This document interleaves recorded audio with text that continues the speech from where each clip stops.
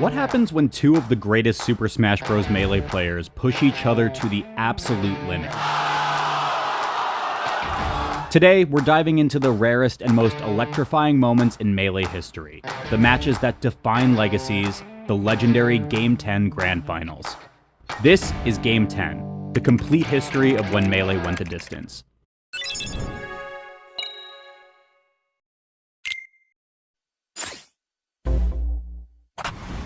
The year is 2004. Just imagine for a second you got all the greatest hits of the year blasting in your Toyota Corolla, like Yeah by Usher featuring Lil Jon and Ludacris, Burn by Usher, or Confessions Part 2 by Usher. On the Billboard year-end Hot 100 singles of 2004 for video games, though, there are two games on the headlines at MLG New York: Halo Combat Evolved and Super Smash Bros. Melee. The then king of Smash, Ken, ended up meeting up with his doubles partner as well as the actual best player in the world when he tries, Isai, in Grand Finals. Up until this point, Ken was 3-1 over Isai in sets and generally seemed to get the better of him as Isai would tend to flame out, especially in singles. But for whatever reason, this event was different. The fire was still burning fiercely for Isai, at least in games 1 and 2, where he pretty convincingly won over the king of Smash. Although Ken woke up and brought the set to a decisive Game 5, Isai was able to pull it together on his counterpick to reset the bracket. In the second set, though, Isai wouldn't exactly maintain that same momentum, dropping the first game but barely scraping by with two more to force a tournament point. With a dominating 3-stock, Ken would make it clear to everyone why he was considered the best player in the world at that time on Game 9, and for the first time ever, Game 10 was upon us. Isai put up an admirable fight, but he just couldn't stand up to Ken in that second set, perhaps unceremoniously falling to a pair of down tilts from the King of Smash to bring home Melee's very first Game 10 victory alongside a cool $2,000. In the last major event of 2004, Ken put to bed any doubts that he wasn't the best player in the world at that time. He of course left his mark on the scene as one of the best to ever do it, but he and Isai also got to leave their mark on a small, niche piece of Melee history as well by giving us the first time Melee ever went the distance. Surprisingly, it took nearly a decade for the next Game 10 to happen at a major tournament, which brings us over to the Dirty Jers. On May 27, 2012, Zenith Grand Finals brought together two of Melee's illustrious five gods: PPMD, at the time known as Dr. PP, and Mewtwo King, at the time known as Mewtwo King. This was during the era of Clash Tournaments streaming a bunch of events, by the way, and Zenith Grand Finals still holds up as one of the best Grand Final sets out there, as it was two complete titans of the game duking it out for as long as a match would allow. Even on the 2012 Retro rank, these two were very close, Dr. PP at rank 2 and M2K at rank 5. PPMD having lost to Mewtwo King in an earlier set meant he had entered Grand Finals from the losers bracket, meaning he would need to win 2 sets against Mewtwo King to take the tournament, while Mewtwo King only needed to win once. As you can probably imagine, the first set of course went 5 games going PPMD's way, but despite this being an extremely high-level set, it had a bit of emotion and rules controversy surrounding it. You see, PPMD had taken a handful of losses recently, mostly to other so-called gods of the game, but also one to Hobby, an up-and-coming Mexican Fox player who held his controller really weird. Just look at his hands, I mean. Oh my god! What is happening? Because of this, people were starting to question the validity of his god status, and by the time Zenith came around, it was pretty clear the Tri-State crowd really didn't fuck with him at all. On top of all that, Mewtwo King is being really annoying. He was constantly asking him if he could go back to Final Destination, his favorite and best stage, as well as one that had become pretty much synonymous with his home turf at this point, despite the fact that Mewtwo King already won on this stage in the reset. The reason this matters, by the way, is because there's a rule in place called Dave's Stupid Rule, or DSR for short, that prevents players from gaining an unfair advantage by going back to the same stage they've already won on in a set. Final Destination is arguably the most notorious stage for this rule, because characters like Marth get such an extremely advantageous punish game versus space animals like Fox and Falco without any platforms to get in the way.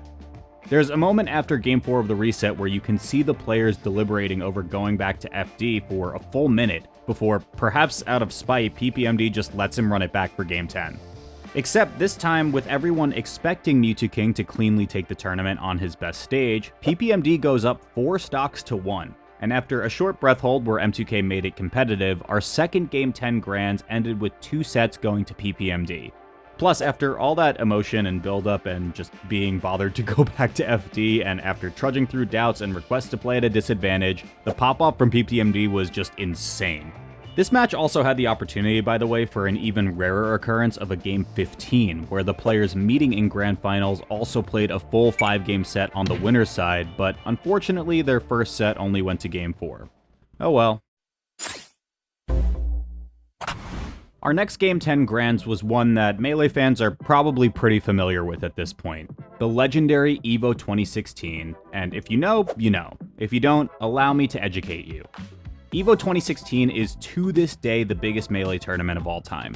The quality of players, the insane viewership, and the high-stakes Grand Finals make it one of the most memorable events in the game's history. In fact, I thought it was so good that I have it as an entry in my Melee's Greatest Hits series because there was a lot of background surrounding our Grand Finals representatives, which made this set a culmination of one of the most intense character counterpicking wars Melee has ever seen. You should definitely go watch that when you get a free minute, but to not completely rehash that video, sitting in EVO Grand Finals were two different gods from what we saw at Zenith. Armada, known as one of the greatest players of all time, and Hungrybox on his way to entering the conversation. A familiar rivalry, as well as a rematch of last year's EVO, Armada tore through the winner's bracket with his peach, while Hungrybox was on a rampage through the loser's bracket after being sent there by Plup Sheik. Armada had the advantage. He only needed one set to win for his second straight EVO, while Hungrybox needed to beat him twice, which was a tall order for more reasons than one. You see, despite having the most tournament wins of any Melee competitor ever, at that time, Hungrybox had a bit of a mental block when it came to losers runs.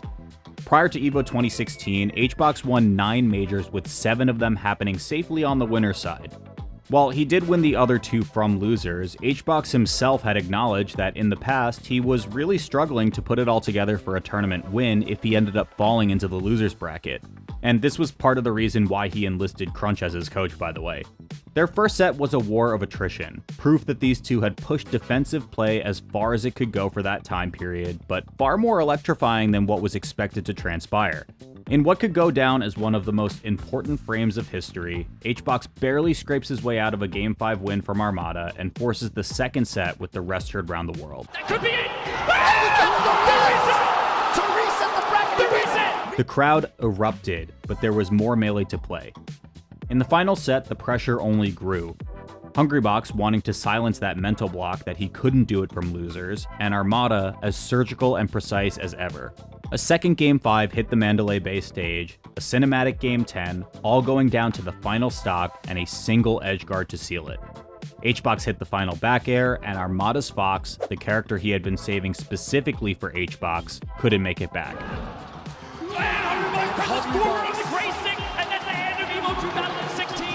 Hungrybox collapsed on stage in tears, finally claiming his first EVO title in the most poetic way at the biggest Melee tournament ever. It was emotional, it was dramatic, and it was one of the best sets of all time, a crowning moment in Melee's golden era. But would it surprise you to find out that there's more where that came from? Hey, quick vibe check. You guys doing all right? You got your little snacks all set up to watch this fun little video? Okay, cool. Yeah, that's all. Hope you're enjoying the video. Subscribe if you want to see more. Leave a comment with any of the snacks that you might be having. And if you really want to help me out, here's my Patreon. All right, back to it. We'd only have to wait about a year before the next big Game 10 went down, and while Vegas themed like EVO, it brought us back to New Jersey. This time on May 14th, 2017, Mother's Day weekend in Atlantic City. With an experimental 7-minute timer that did absolutely nothing to advance the discussion of match length, Royal Flush brought together 2 of Melee's greatest rivals for a knockout Grands, Mango versus Armada. And while yes, fans of the game were used to seeing these two duke it out at the Genesis Tournament series, none of the first 4 installments featuring these two in Grands reached that coveted Game 10. Genesis 1 and 3 made it to 8 games, and the other 2 were single set wins from Armada on the winner's side. What remained consistent across Genesis 1 through 4 as well as Royal Flush though was that Mango was once again coming into Grands from the losers bracket. And this made a lot of sense.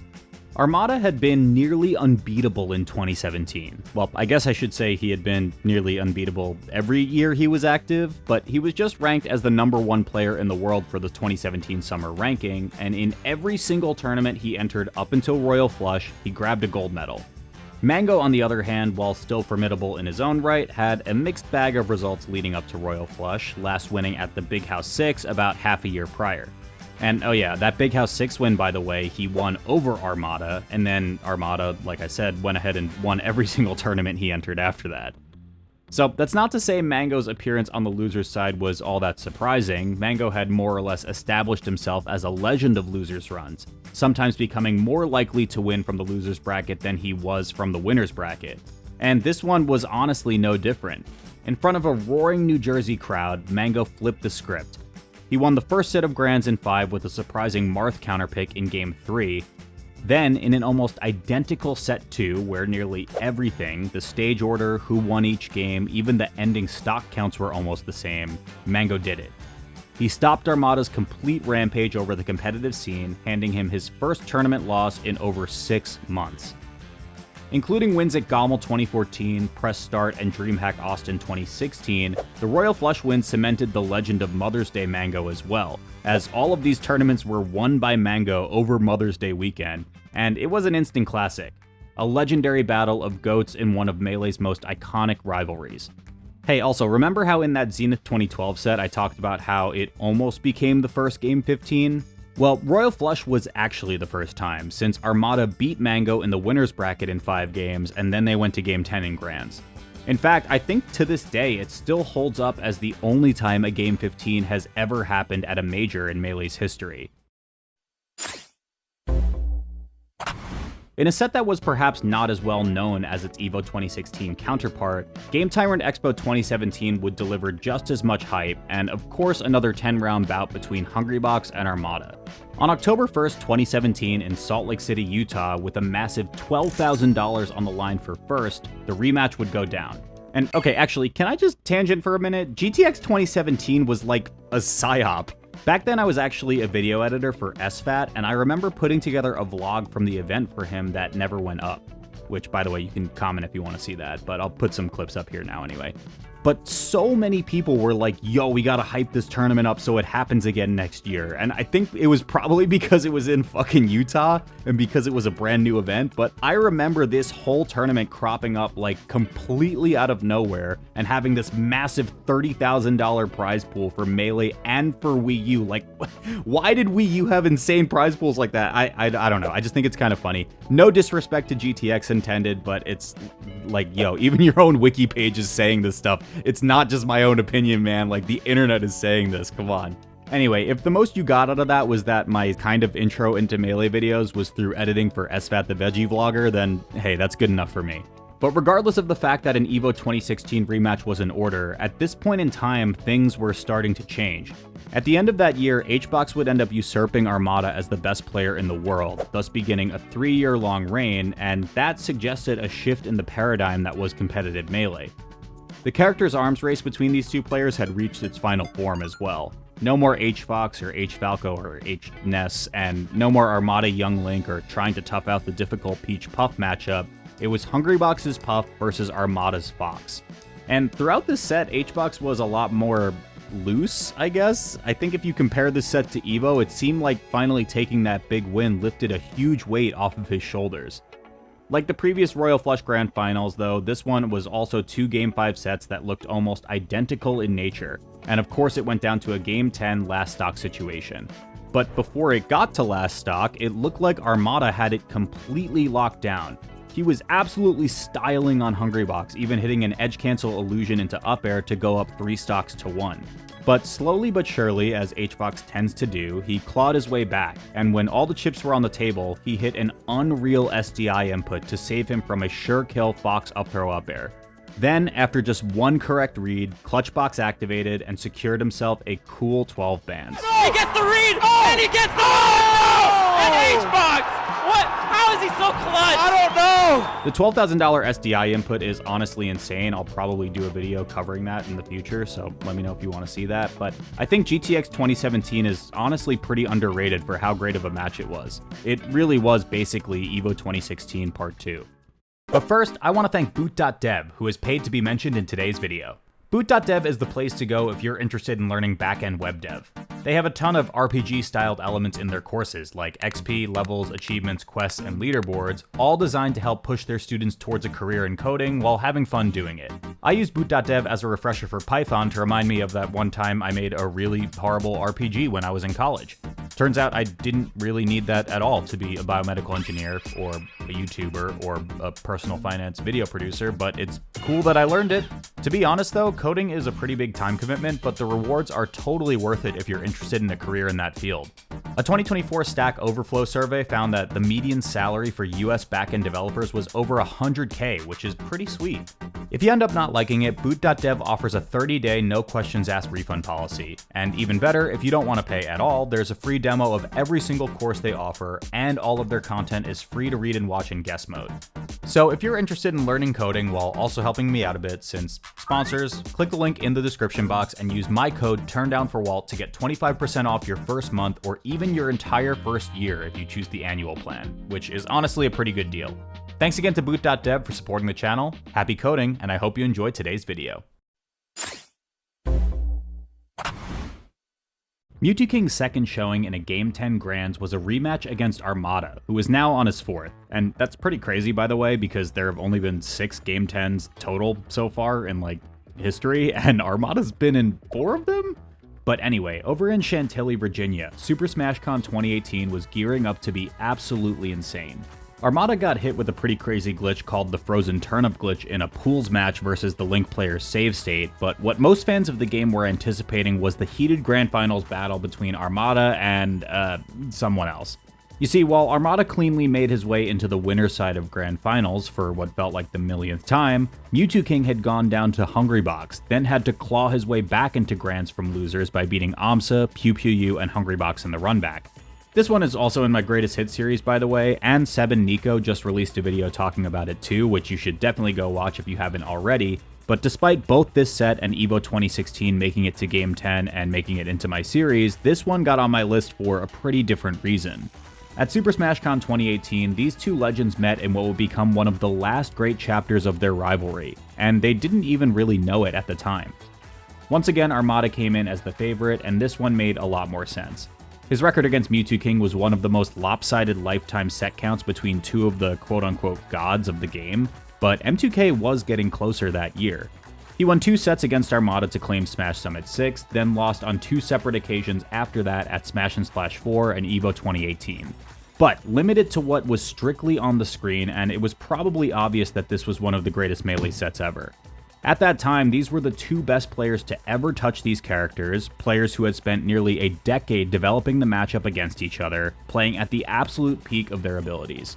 So, you would think that given how I've teed up Mewtwo King's not-so-great record against Armada, and the fact that this is a video about Game 10 Grand Finals matches means that M2K completed the Cinderella run, topping off a beautiful story of perseverance and grit, but no. Armada was perhaps, unfortunately, inevitable. Despite the whole crowd being on M2K's side, despite completing the reset in a banger set 1, and despite bringing the second and final set as far as it would go, Armada was still Armada. Over 52 minutes into the match, Armada ended up winning the 10th and final game in a perhaps unceremonious way, with Mewtwo King missing a counter hit and falling into the bottom blast zone of Yoshi's story. This set would have been memorable no matter what though, but what felt like an abrupt retirement announcement from Armada etched it into history forever. SmashCon 2018 was one of those rare moments in Melee history where 2 rivals competed at arguably their strongest, and the following retirement from Armada meant it would literally never happen again. I gotta say, by the way, 2016 to 2018 was absolute heat for big tournament runs like these. We had 4 Game 10 Grands in this time span, alongside some insanely high-level play for that era. It was just awesome. So, in case you guys didn't know, I'm also a commentator for Brawlhalla. I think the game is actually really fun to watch, and it's been really hyped to be a caster in other games that, I don't know, have like a dev team and things like that.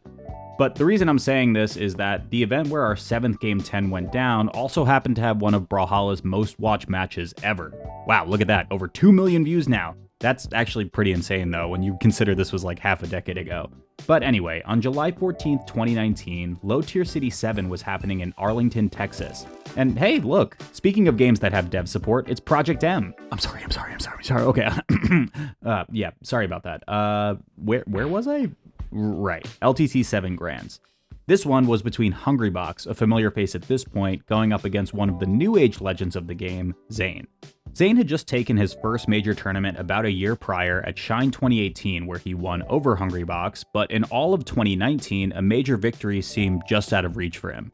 He did win another large-scale, not quite a major event called Come to Papa 3 over Hungrybox again, but the big question for Zain was all about when he'd be able to lift the big trophy for a second time.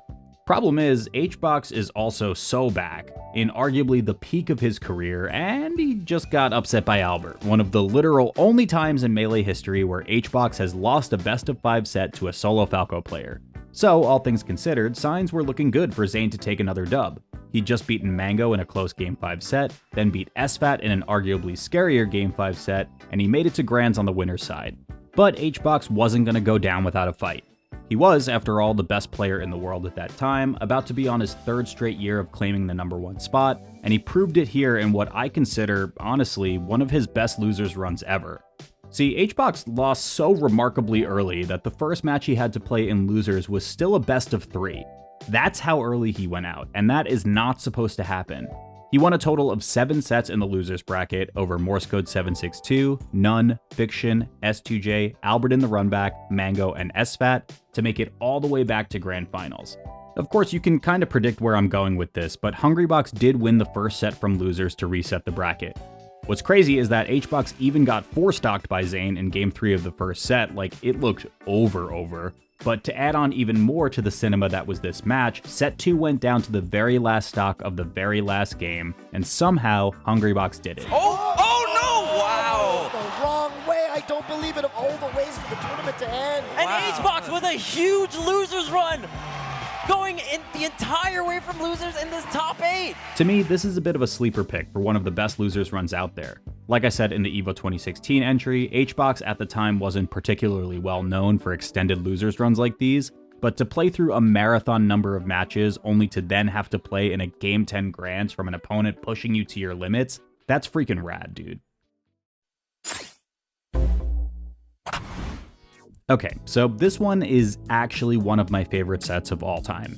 It is just insanely good from top to bottom, and the way this Game 10 was set up is just pure cinema. We're over in Detroit, Michigan on October 6, 2019 for the Big House 9, a tournament series that was typically considered a fitting bookend for the end-of-year ranking season, and it is going off. Mewtwo made a return to Melee after a brief hiatus from the game, making this his first entry since Genesis 6, and he ended up beating Hungrybox in a banger set. Zain beat Mewtwo for the first time ever, which is kind of weird to think about in modern Melee since that's like a generational matchup, and I was there. So, some quick Walt lore. I was the chief marketing officer for the Big House 10 and 11, so I ran practically all of the photo, video, and just general media efforts you might have seen during those tournaments.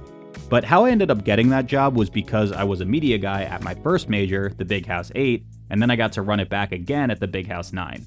Look, there I am with my little gimbal. So cute.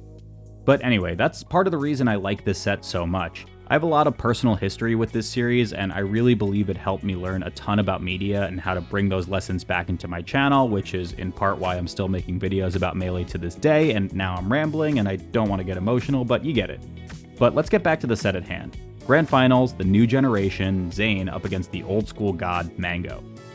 Zain's path here has been relatively straightforward. He had a close run-in with Ginger that went 5 games, but otherwise it's been pretty much smooth sailing to sit in Grands. Mango's bracket, on the other hand, has been anything but smooth. He got 3-0'd by Leffen, then had to battle his way through Hungrybox, and back-to-back Game 5s against Fiction and Leffen again to make it into Grands on the loser side. This wasn't all that uncommon a situation for Mango to be in though. As we already discussed in the Royal Flush entry, Mango was pretty comfortable making these runs from the losers bracket. In fact, it almost felt like he played better from that position. Set 1 was already a banger, going down to final stock with Mango resetting the bracket, but it only got crazier from there.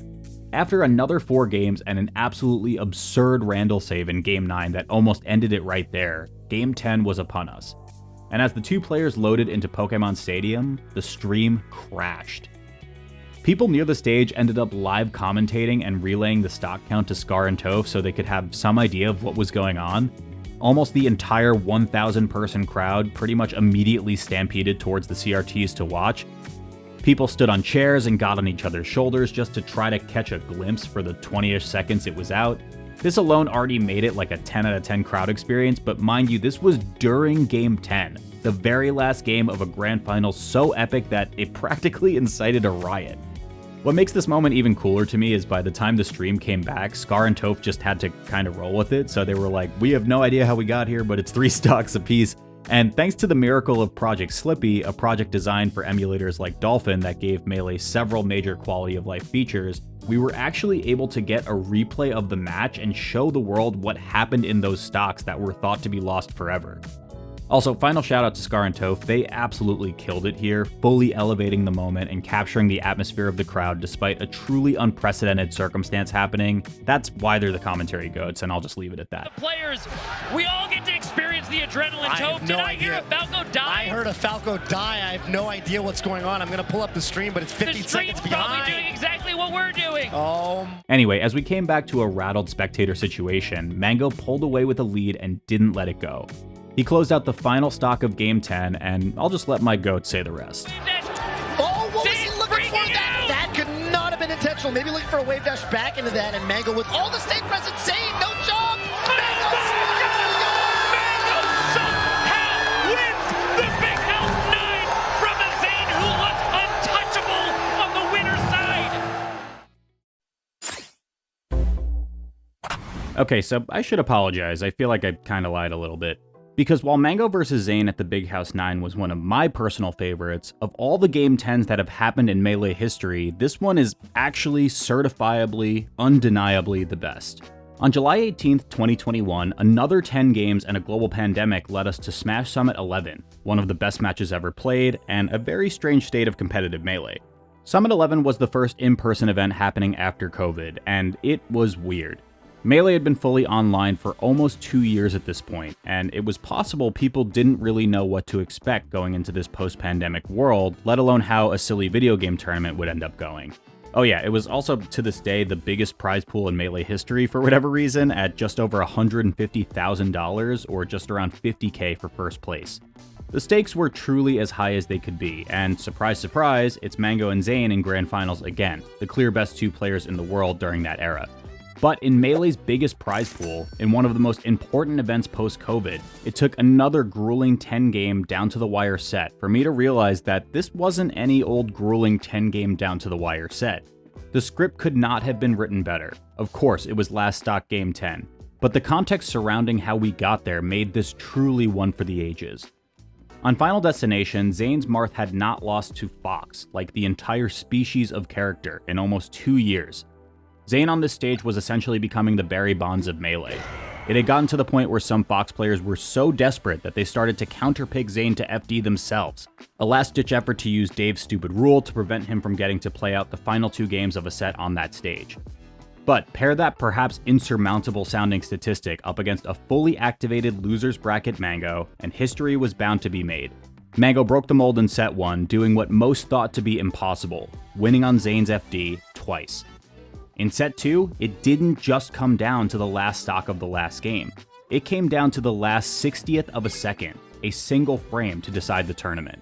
If Zain's up air on this top platform of Battlefield arrived 1 frame earlier, it hits, his combo continues, and with the execution Zain was known for, it could have been the tournament right there. Instead, Mango got a shield up in the nick of time, and the rest is history. Oh, the shield drop. Zain dropping the punish. That's it. He got the jump. Mango takes it.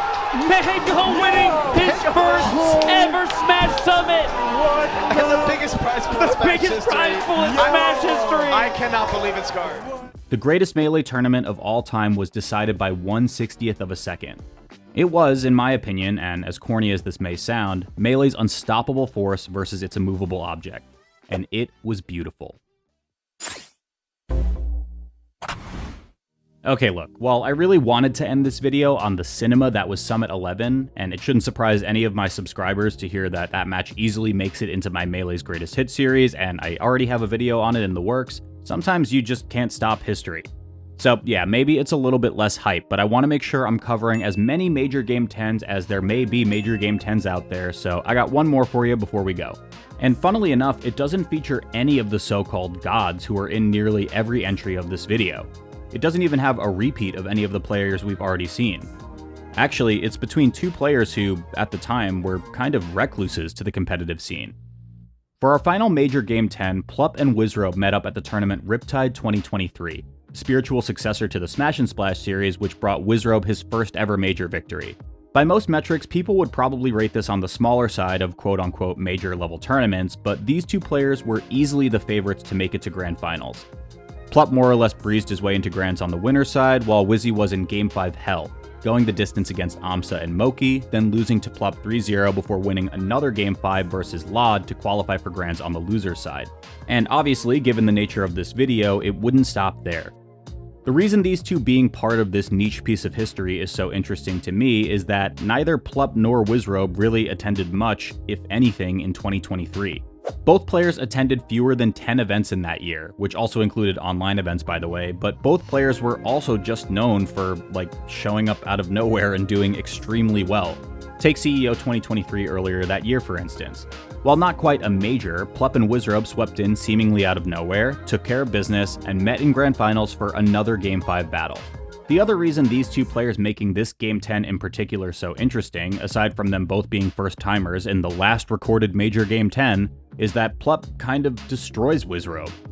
Lifetime Plup is 23-4 in sets versus Wizzy, and this also includes, by the way, an event I helped produce with Red Bull called Plup Showdown, where Plup got a 5-1 over Wizzy in a 1-to-5 show match. Anyway, all that is to say is that Plup tends to get the better of Wizzy a lot. So Wizzrobe taking the first set here was already super hype, but getting it to a Game 10 made it even better. Unfortunately, all roads in this matchup still seemed to lead to Plup though, as by the time they loaded back onto FOD for the runback, the Sheik had already ran away with the stock lead and the match. He's camping the edge, bro, but he's... Yeah, that's it. Plup gets it done. It's your Riptide 2023 champion. The quiet poetry of a rare Game 10 Grands only happening 10 times total in Melee's history is not lost on me. These matches are celebrated for their intensity and the high level of play demonstrated by competitors.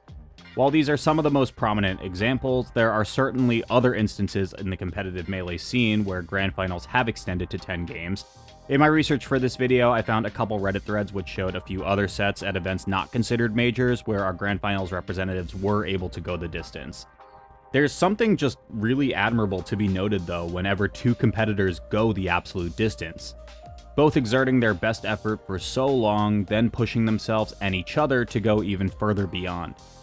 The best part of these moments, whether it's in a traditional sport or this silly little party/fighting game, is that it's very rarely expected. Nobody ever plans or anticipates or prepares for their opponent to push them as far as they can go, it kinda just happens. And that's what makes this rare event so freaking exhilarating. Thanks for watching.